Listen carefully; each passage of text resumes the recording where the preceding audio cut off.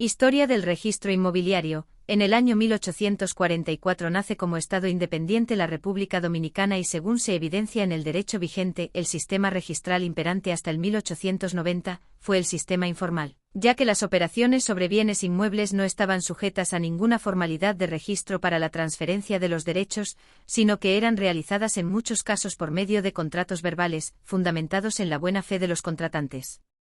Fueron frecuentes las contestaciones judiciales, ya que un simple detentador que pudiese aparentar ser propietario podía transferir a un tercero, que no tenía cómo comprobar que su vendedor no era el legítimo propietario. El 21 de junio de 1890 se promulga en el país la Ley sobre Registro y Conservaduría de Hipotecas, Ley No. 2914, con la cual entra en funcionamiento el sistema ministerial, de origen francés. Esta norma estaba inspirada en la ley dictada en Francia en fecha 23 de marzo de 1855, con la única diferencia que en aquel país europeo la transcripción era obligatoria y en la República Dominicana era facultativa. La función del conservador era transcribir actos y percibir los tributos establecidos por la ley. Era un sistema de registro de actos únicamente declarativo de derechos, pues no depuraba los derechos que eran transcritos. Por la naturaleza del registro de actos era complicado obtener informaciones sobre la existencia de cualquier afectación o transferencia sobre los objetos de registro. La transcripción no se efectuaba en todos los casos, por lo cual, no siempre era posible determinar quiénes eran los titulares y poder realizar el tracto sucesivo. Bajo este sistema, antes de adquirir, era necesario determinar si existían actos previos de la misma naturaleza o afectaciones que pesaren sobre el inmueble, pero era imposible establecer con certeza la duplicidad de los derechos por las razones antes expuestas. Por lo general, los adquirientes se percataban de la existencia de afectaciones después de haber adquirido, ante la reclamación de quien se veía perjudicado por la operación. La ausencia, en este periodo, de una delimitación real de los inmuebles era uno de los problemas más serios del sistema, puesto que los inmuebles que se vendían no estaban mensurados en su mayoría, siendo insuficientes las informaciones sobre la extensión y los límites de los mismos. Era frecuente que los límites se establecieran por apreciación del titular o tomando como referencia ríos, arroyos, trochas, árboles, cercas y caminos que se encontraban en los alrededores del inmueble. Pero no usar las mismas referencias, o utilizar referencias difusas o circunstanciales para establecer los límites, producía confusión en la descripción del objeto, lo que permitía que la misma cosa fuese transferida varias veces. Como en todos los sistemas registrales, la inscripción establece la fecha cierta de los derechos y los hace oponibles a los terceros. En el sistema ministerial se cumple el principio de prioridad, que garantiza la preferencia de los derechos que han llegado primero al registro, cumpliéndose con la máxima romana, primero en el tiempo mejor en el derecho. Como la transcripción era facultativa y los elementos esenciales de los derechos y en particular el sujeto y el objeto, no siempre estaban bien determinados, eran frecuentes los conflictos con respecto al derecho de propiedad de los inmuebles.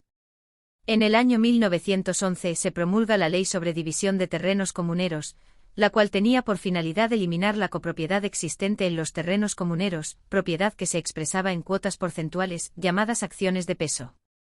Esta situación se presentaba en la mayoría de los terrenos del país, debido a que los mismos se encontraban indivisos y carentes de mensuras que indicaran sus límites.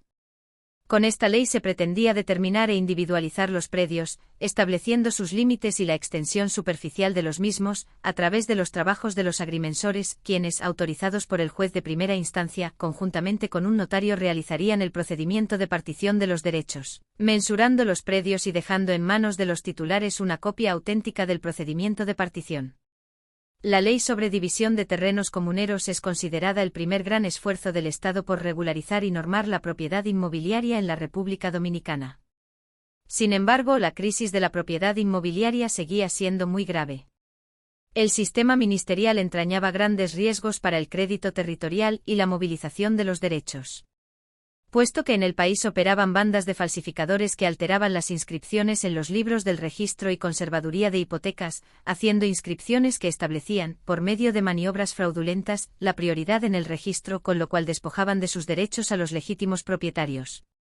Desde el 1916 hasta 1924, los Estados Unidos de Norteamérica ocupan la República Dominicana, periodo en que procuran establecer un nuevo sistema registral que garantice las inversiones inmobiliarias en el país, ya que desde finales del siglo XIX y comienzos del XX Grandes corporaciones estadounidenses se habían establecido en el país con la finalidad de construir centrales azucareras y explotar las tierras nacionales con el cultivo de la caña de azúcar, por lo cual muchas operaciones de estas compañías habían sido afectadas por el clima de inseguridad jurídica imperante. Por esto, el 1 de julio de 1920 fue dictada la Orden Ejecutiva número 511, publicada en la Gaceta Oficial No. 3138 del citado año. Con esta ordenanza se establece el sistema Torrens como sistema registral de la propiedad inmobiliaria en la República Dominicana. Este sistema tiene una presunción de exactitud, puesto que el contenido del asiento registral se presume exacto, y no admite prueba en contrario cuando se trata de terceros adquirentes de buena fe y a título oneroso. El sistema Torrens parte del principio de que el Estado es el propietario originario de todas las tierras, y los particulares deben probar su derecho en un proceso judicial, el saneamiento. Como resultado del proceso de saneamiento, el tribunal interviniente adjudica la propiedad a quien corresponda y ordena la emisión de un certificado de título, que es el documento oficial que acredita la existencia del derecho y quién es su titular. Este documento es un título inatacable, principio de autenticidad característico del sistema, y el derecho por el contenido es imprescriptible y goza de la garantía del Estado. En la exposición de motivos de la referida ordenanza se expresan algunas razones que justifican la adopción del sistema, citamos, por cuanto es notorio el hecho de que muchos títulos de terrenos en Santo Domingo son tan confusos y dudosos que impiden el fomento de la riqueza del país, se prestan al fraude y al chantaje en gran escala, y dan origen a que los verdaderos dueños se vean despojados de sus tierras, lo cual da lugar a desórdenes y alteraciones de la paz y a que se pierda la confianza en el gobierno, por cuanto este estado de cosas se ha dado a conocer anteriormente en varias proclamas, decretos, leyes, pero han resultado infructuosas y de poca o ninguna utilidad cuantos esfuerzos se han hecho por medio de las leyes y de otros modos con el fin de remediar el mal, por cuanto, para remediar este estado de cosas, establecer la confianza en los derechos de propiedad y devolver la tranquilidad al país.